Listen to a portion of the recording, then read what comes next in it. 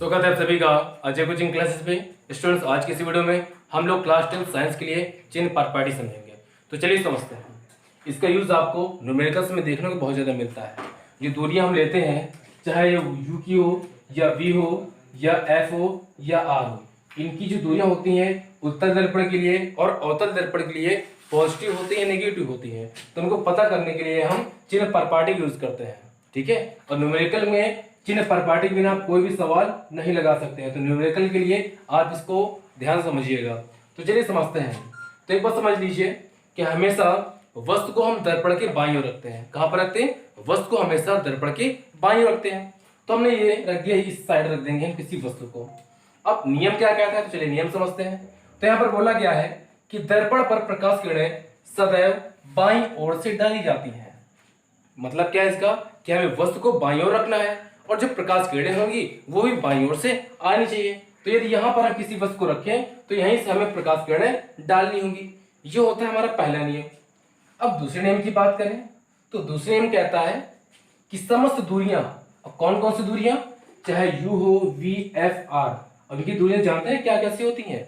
You जो होता है पोल और वस्तु के बीच की दूरी होता है, वी होता है पोल और प्रतिबिंब के बीच की दूरी होता है, एफ होता है पोल और फोकस के बीच की दूरी, और जो आर होता है वो पोल और वक्रता केंद्र के बीच की दूरियां होती हैं। और ये हमने सारा कुछ आपको पिछले वीडियो में बताया है, ठीक है।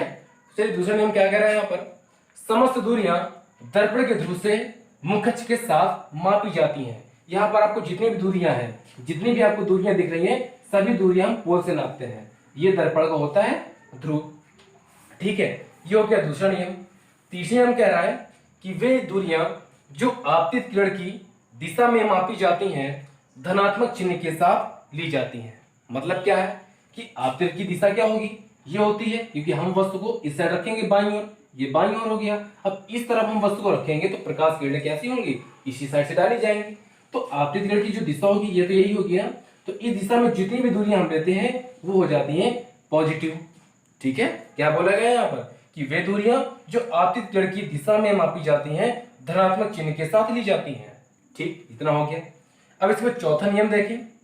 तो चौथा नियम यहाँ पर क्या है? चौथा नियम कह रहा है कि वे दूरियां जो आपतित किरण की दिशा के विपरीत मापी जाती हैं। अब आपतित किरण की विपरीत दिशा क्या हो जाएगी? तो ये तो हो गई आपतित किरण की दिशा। अब विपरीत दिशा की बात करें तो इसका अपोजिट डायरेक्शन पे आएगा ना, तो ये हो जाता है आपतित किरण की विपरीत दिशा। तो इस दिशा में जो भी हम दूरियां लेंगे वो ऋणात्मक चिन्ह के साथ लेंगे। मतलब यहाँ पर कैसा कार्य करेगा? माइनस की दूरी मापी जाएगी। कैसी? आपतित किरण की विपरीत दिशा में, ठीक है। ये हो गया हमारा चौथा नंबर। पांचवें नंबर की बात करें, पांचवें नंबर वेरी इंपॉर्टेंट है। यहाँ पे कह रहा है प्रतिबिंब तथा वस्तु की लंबाइयां मुख्य अक्ष के ऊपर की ओर धनात्मक तथा नीचे की ओर ऋणात्मक ली जाती हैं। मतलब क्या है? यदि वस्तु को हमने मुख्य अक्ष के ऊपर रख दिया, यदि वस्तु को हमने मुख्य अक्ष, ये होता है मुख्य अक्ष, मुख्य अक्ष, और यदि इस मुख्य अक्ष के ऊपर हमने किसी वस्तु को रख दिया या हमें कोई प्रतिबिंब इसके ऊपर प्राप्त हो गया, तो वो जो हम ऊंचाई लेते हैं हमेशा पॉजिटिव लेते हैं। कैसे लेते हैं? पॉजिटिव लेते हैं। वो भी मुख्य अक्ष के ऊपर, या तो हो सकता है वस्तु या तो प्रतिबिंब। अब यहाँ पर इसके आगे बोला गया है कि जो नीचे की ओर लेते हैं वो हो जाता है ऋणात्मक चिन्ह के साथ दी जाती है। मतलब जो नीचे आपको दिख रही ऊंचाई, अब यहाँ पर हमने वस्तु को रखे या तो किसी वस्तु का प्रतिबिंब बने, तो ये दूरियां जो होंगी वो निगेटिव होंगी। इतनी बात समझ में आई? मुख्य अक्ष के ऊपर होगा तो पॉजिटिव दूरी लेंगे और मुख्य अक्ष के नीचे होगा तो नेगेटिव ऊंचाइयां लेते हैं। तो इतनी बात आपको समझ में आ गई कि नहीं आ गई? तो चलिए अब समझते हैं इसको किसी दूसरे तरीके से। अब इसका दूसरा तरीका क्या है? भाई एक तरीका ये हो गया, ये तो फिजिक्स के अकॉर्डिंग हुआ, लेकिन अब हम समझे मैथ के अकॉर्डिंग। तो अब मैथ के अकॉर्डिंग कैसे समझेंगे? तो चलिए समझते हैं। आपने पढ़ाई होगा चतुर्थांश, पढ़ाई नहीं पढ़ा? पढ़ाई होगा। ये होता है एक्स अक्ष का, ऊपर जो होता है ये वाई अक्ष के होते हैं। इधर जो दूरियां होती हैं पॉजिटिव होती हैं और इधर जितनी भी दूरियां होती हैं वो एक्स अक्ष की माइनस दिशा होती है। अब ऊपर की बात करें तो ऊपर वाई का जो होता है पॉजिटिव होता है और नीचे की ओर नेगेटिव होता है। तो आपको चतुर्थांश भी पता होगा तो अब ये दूरियां अच्छे से समझ लेंगे। अब कैसे? तो चलिए समझते हैं।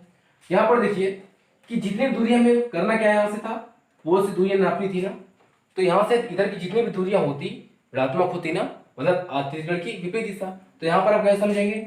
यहाँ देखिए, अब ये दिशा में दूरी नापी जाएगी तो क्या होगा, ये जो दूरी होगी नेगेटिव हो जाएगी ना।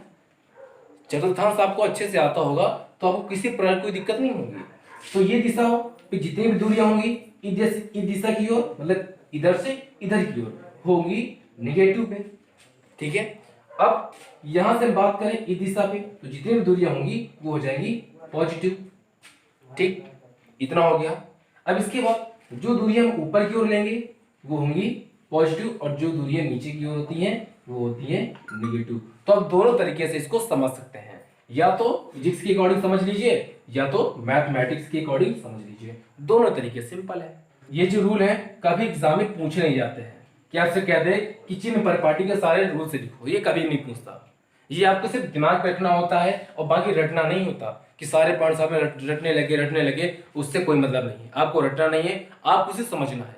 कभी एग्जाम में नहीं आएगा, किसी कोई पॉइंट लिखने के लिए कभी नहीं आएगा। आप इसका यूज की बात करें तो यूज आपको सिर्फ इसके न्यूमेरिकल्स में समझ में आएंगे, और जो न्यूमेरिकल्स होते हैं वेरी इंपॉर्टेंट है। आपको इस चैप्टर का 1 या 2 न्यूमेरिकल एग्जाम में देखने को हर हाल पे मिलता है।